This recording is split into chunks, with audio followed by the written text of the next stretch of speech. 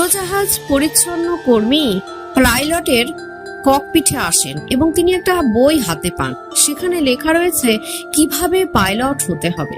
তিনি বইটি পড়তে লাগলেন। প্রথমে রয়েছে লাল বোতাম টিপুন, প্লেনের ইঞ্জিন চালু হবে। তিনি তাই করলেন। এরপর রয়েছে উড়োজাহাজকে সামনের দিকে অগ্রসর করাতে চাইলে নীল বোতাম টিপুন, সেটাও তিনি করলেন। এরপর রয়েছে গ্রাউন্ড থেকে শূন্যে ওড়াতে চাইলে সবুজ বোতাম টিপুন।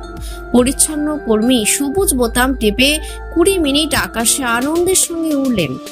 এবার নামার পালা।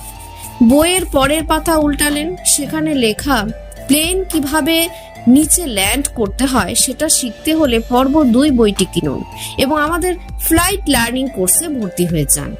অল্প বিদ্যায় পারদর্শিতা আপনাকে হয়তো সাময়িক সময়ের জন্য আকাশে ওড়াতে পারে, কিন্তু নিশ্চিত এক সময় আপনার ঠিকই পতন হবে, আর সেটা শুধু ভয়ঙ্কর হবে